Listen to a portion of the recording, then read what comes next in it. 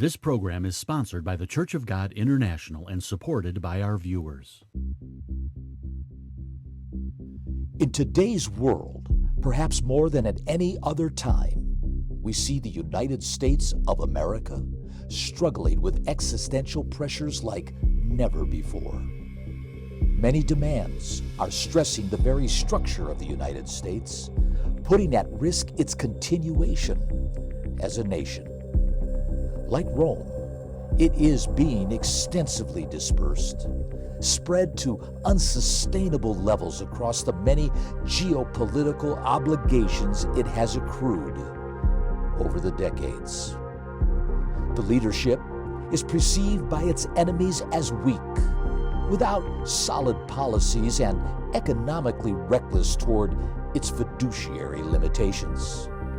The United States debt now exceeds $34 trillion, while it continues to disperse revenue to nations around the world that never reciprocate for the help they receive.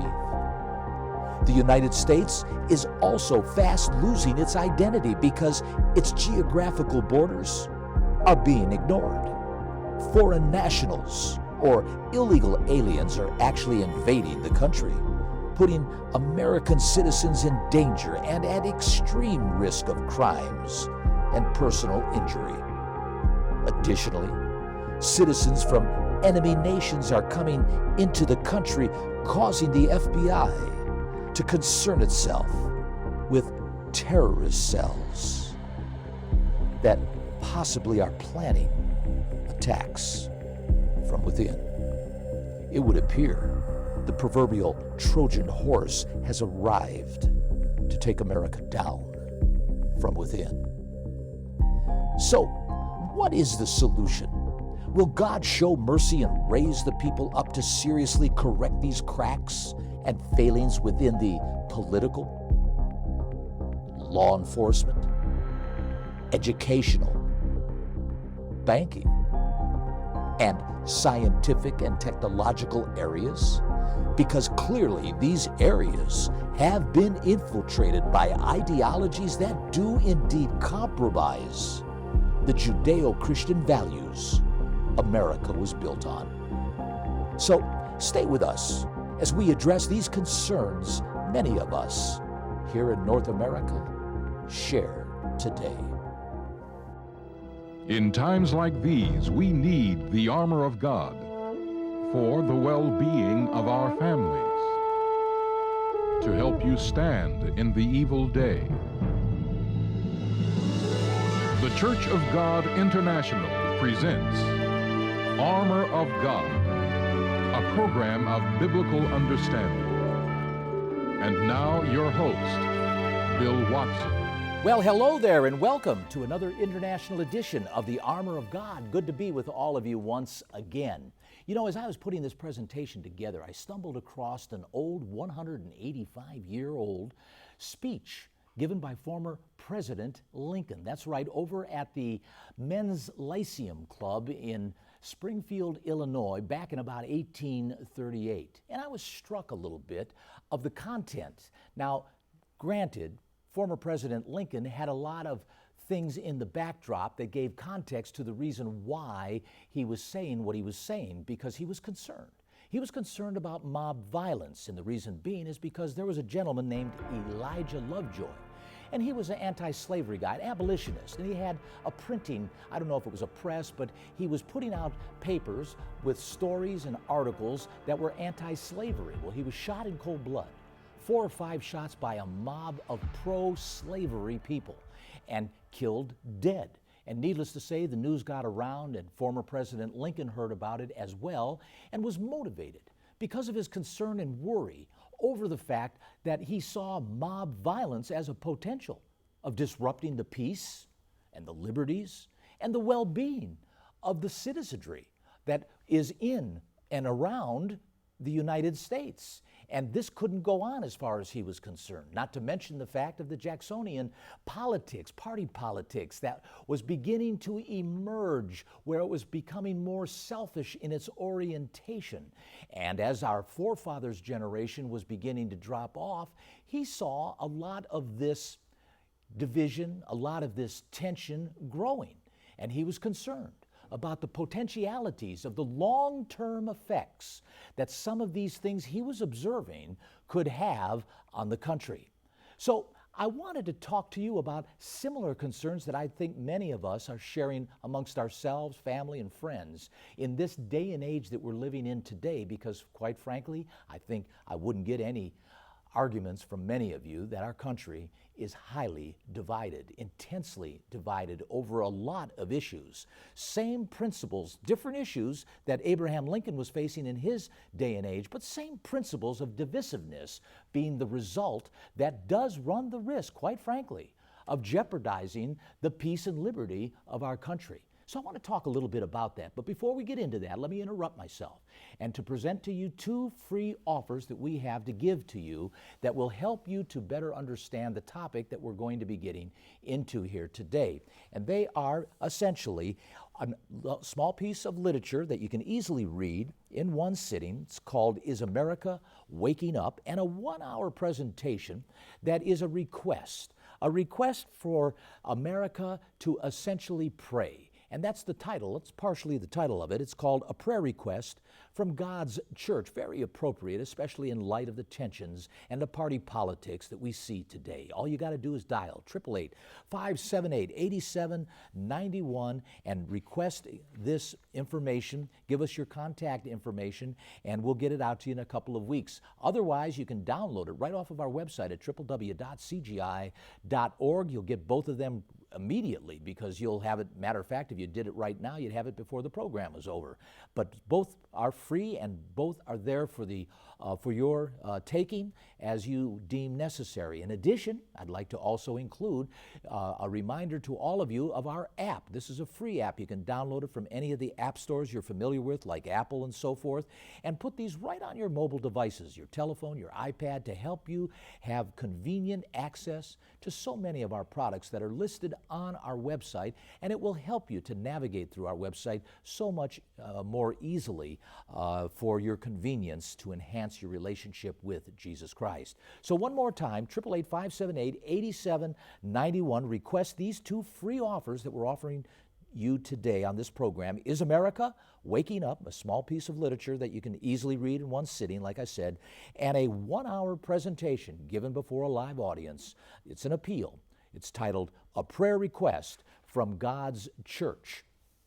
And certainly, as I say, a very appropriate request for all of us to consider.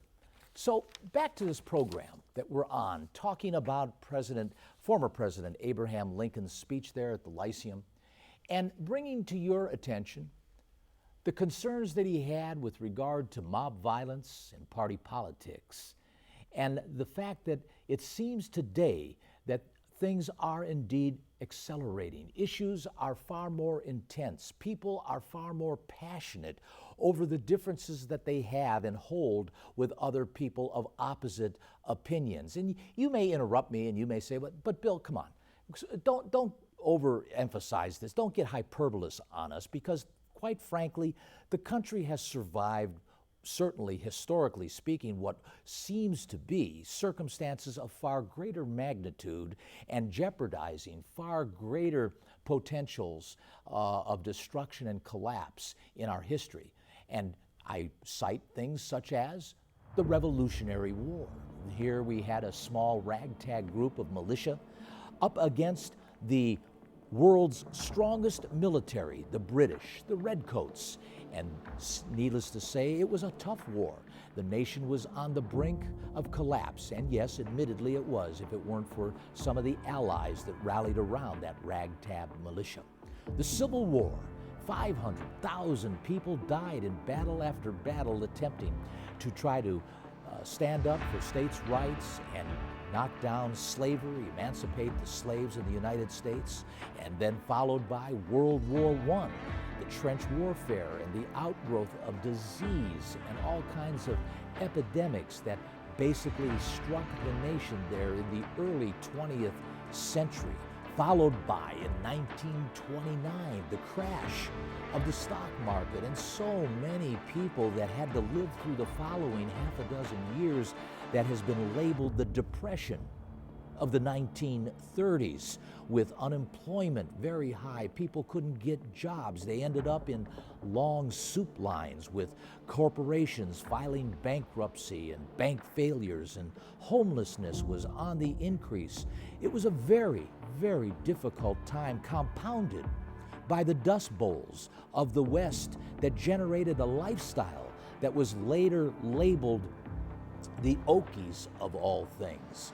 And then as coming out of that, we dump into World War II of all things. World War II, especially the surprise attack on Pearl Harbor, where 8 battleships were taken out, hundreds of planes, 2,400 plus people were killed. A major chunk out of the Pacific Fleet was immobilized with that surprise attack, and of which that war emerged into a 2-theater war, one in Europe against the Nazis and the other in the Pacific against the Japanese. And yet, with the help of what you could say our allies, the United States of America was able to come out on top and get treaties from both Japan and Germany, the Nazis, who surrendered to the Allies and the United States.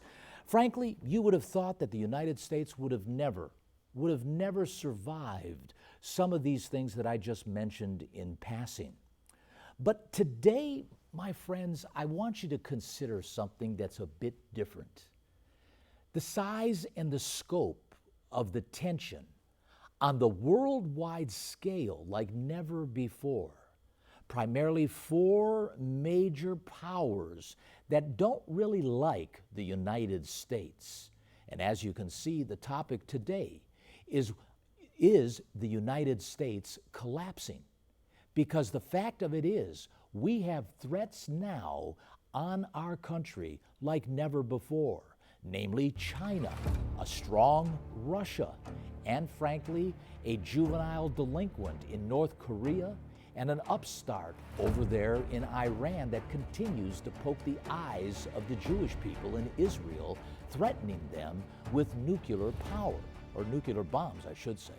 So the bottom line is, things are a bit different today. There are threats with the technology and weaponry that we have that create a whole different level, a whole different scope, a whole different scale of speed and destruction from the weapons that we have today, that these countries that I just mentioned, be it China, Russia, the US, North Korea, and the upcoming Iranian people, that could threaten what you could say the peace and welfare and liberty, not just of the United States, my friends. No, not just of the United States, but more than ever, the world. Now, here in the United States, though, I want to focus in on what I'm talking about, because there are some existential conditions that are indeed what you could say very much a part of the threats that are concerning all of us. Let me start out for all of us here with just a few of these existential conditions that I think all of us see and are now beginning to digest as potential threats and potential risks of being able to jeopardize the very country. Immigration. Let's take immigration first. Presently, there are approximately 17 million illegal foreign nationals in the country. This is up from 2020's estimates of about 14.7 million. That represents roughly about a 14% increase in illegal nationals in the country. Obviously, along with that comes the burden and what you could say the weight of supporting them and costing the American taxpayer approximately around $150 billion a year. And these are very conservative estimates, admittedly. More than half now, that's right, more than half now are coming into the United States, not from Mexico, no longer. They're coming from Asia, They're coming from the Middle East. As a matter of fact, there are hundreds of young Chinese men, single men, not families, not with wives and children, that are coming across the southern border of the United States of America on a regular basis now. Foreign policy. Currently, there's a war, as we all know, going on and being waged in the Ukraine. If the truth were known, and we've mentioned this before on programs preceding this one, that it is truly a surrogate war between, frankly, the United States and Russia. America has pumped in over $100 billion worth of revenue in munitions and weapons to help and support the Ukrainian people to attempt to try and stop and fight back the incursions and, of course, the encroachments of the Russian military. As a matter of fact, the USA currently, right now, as I understand, has dispatched National Guardsmen, bringing the total account now staged in Europe over 100,000 soldiers that are positioned in Europe, staged there for the potentiality, do we think otherwise, of going into Ukraine, similar to that of what happened perhaps in Vietnam in the 1950s when certain small amounts of soldiers went into Vietnam only to ultimately blossom into a full-blown war in the early and mid-60s. Secondly, regarding foreign policy still, is the Chinese policies of both economic and military conditions. That's right, South Asian Sea right now is loaded with Chinese military machinery, whether they be in the Navy and submarines or whether they be in the air. Frankly, Taiwan right now is complaining over the fact that the Chinese are encroaching in their airspace and continuing to go ahead and harass them as they cross into Taiwan's southwestern air defense zones. It's amazing how these areas are being ignored by China, and the fact that no response from Taiwan or the United States of any great consequence continues to embolden China so that they are basically harassing even American ships that are located in the South China Sea, where they have built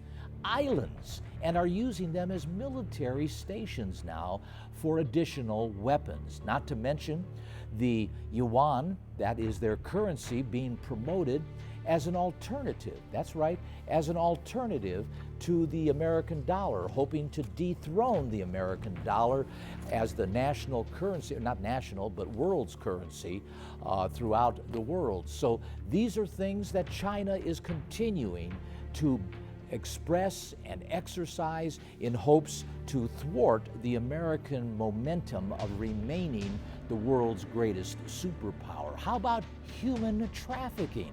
Yeah, that's right, human trafficking. Let me share with you some statistics over in the American way, that is in the U.S. alone, in domestic conditions.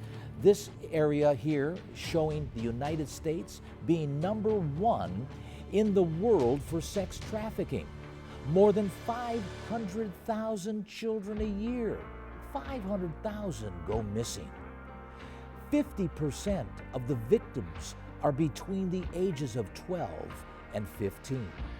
25% of child pornography is created by a neighbor or family member. This is just in the United States, my friends. Over 500,000 online sexual predators are active every day in the United States of America, and over 80% of child sex crimes begin on social media.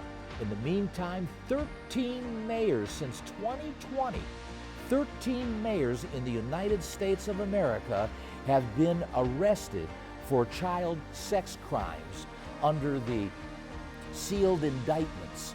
As a result, now are in jail because of those sex crimes. And as of 2021, there are 252,000 websites containing images and videos of children sexually being abused. Let me repeat that, 252,000 websites containing images and videos of children sexually being abused. 85,000 illegal children have been lost, that is, illegal alien children. Small children unaccompanied by adults have been unaccounted for now and lost in the United States. And sadly, it's due to certain government, that is U.S. government policies, because the Border Patrol officers have to obey the law, and part of their obeying is that if these children come unaccompanied and they have a phone number,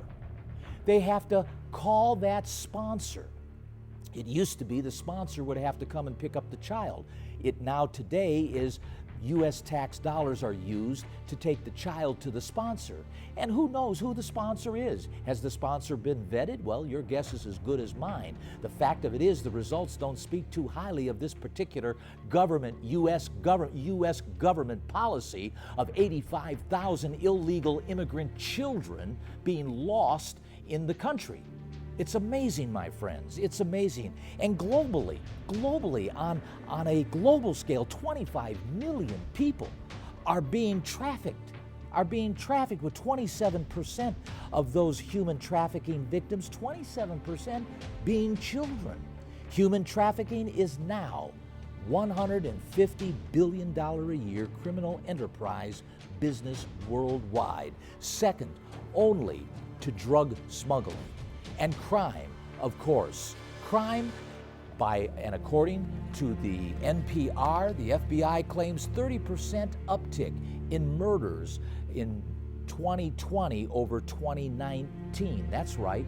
There were in 2020, and this was the latest data that I could get, complete data, there were 396 violent crimes per 100,000 U.S. residents. A violent crime is defined as involving force or the threat of force. Crimes are murder. They are also manslaughter, rape, robbery, and aggravated assault. And property crimes, they're up 1,946 property crimes per 100,000 U.S. residents. Property crimes involve taking property or money without force or the threat of force. Examples are burglary, larceny, or theft. Motor vehicle theft, arson. The FBI defines these crimes as these types or descriptions in describing what they are all about. And the acceleration, of course, of the LGBTQ plus movement. Never have we seen such an open display of mental and emotional dysphoria, from homosexual pride parades to adults allowing their children to attend readings, from transvestites and transsexuals to shameless exhibitions of salacious and lewd, very lewd kind of behavior in front of 4 and 5, 7-year-olds that we see essentially being groomed for more dysphoric, confused, and sexual gyrations that are not appropriate for children, and leadership corruption. Last but not least, I could go on and on about the FBI and the DOJ being weaponized and protecting certain politicians, Weiner's laptop, and of course the Hunter Biden laptop, and so many crimes now with proof that seems to illustrate that there is tax evasion going on in the backdrop. My friends, let me turn your attention over here to Isaiah chapter 1. Notice the description here in verse 4. A sinful nation, a people laden with iniquity, a seed of evildoers, children that are corrupters. They have forsaken the Lord. They have provoked the Holy One of Israel unto anger. They are gone away backward. Why should we be stricken anymore? You will revolt more and more. The whole head is sick. The whole heart is faint.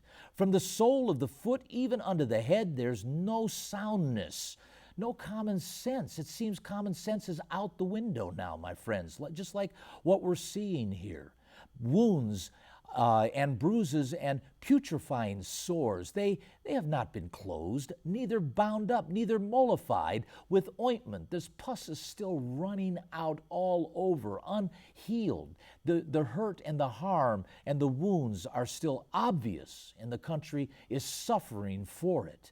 It is desolate. Your cities are burned with fire. Your land, strangers devour it in your presence, and it's desolate as overthrown by illegals, by nationals, foreign nationals. That's what's happening. This is what's being described to Israel some 2,700 years ago, but very cogent, very contemporary, very in parallel with what this country, the United States of America, is suffering from, and of which, by the way, let me remind you, has adopted the very God of Israel, who holds us in this country accountable, and certainly so. In verse 8 of Isaiah chapter 1, and the daughter of Zion is left as a cottage in the vineyards, an abandoned piece of property, except the Lord of hosts had left unto us a very small remnant. We should have been as Sodom, and we should have been like Gomorrah. Hear the word of the Lord, you rulers of Sodom, and give ear unto the law of our God, you people of Gomorrah. And I'm of the opinion, my friends, and I don't know about you, but frankly, with what we are seeing going on today in some areas of our society, the fact remains that we are indeed going to that level of Sodom and Gomorrah. My friends, let me close out with giving you a bit of homework. Read Romans chapter 13, verse 11 through 14, because time's run out on me. I wanted to close out with this particular portion of Scripture, Romans 13, verse 11 through 14. It talks about how time is upon us, and it is time to get back to God. And that's the message I want to leave all of us. A prayer request to God from all of us. What is the church of God but the ecclesia, those that are called out and are appealing for a relationship with Jesus Christ? My friends, I appeal to all of you in your relationship with Jesus Christ that you raise a prayer up to God for the sake of our country, because our country is divided and the tensions are continuing to build, not only within, as former President Abraham Lincoln said, but because of the size and scope and scale of the dangers and risks that are outside of the country. As we weaken, we run the risk of being perceived as an easy pick by our enemies. Don't forget that. China, Russia, North Korea, Iran, circling as buzzards over a body that is bleeding with open wounds and sores. Dial now, 888-578-8791. Get those 2 free offers that I mentioned to you before.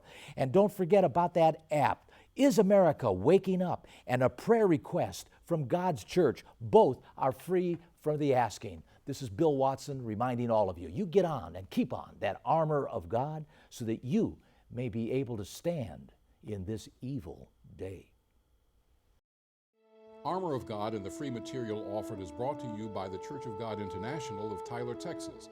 You may write to us at 3900 Timms Street, Tyler, Texas 75701, or call toll-free at 1-888-578-8791, or call 1-903-939-2929 during regular business hours. You may visit our website at www.cgi.org or email us at armorofgodcgi.org. We appreciate your prayers and support. This program is sponsored by the Church of God International and supported by our viewers.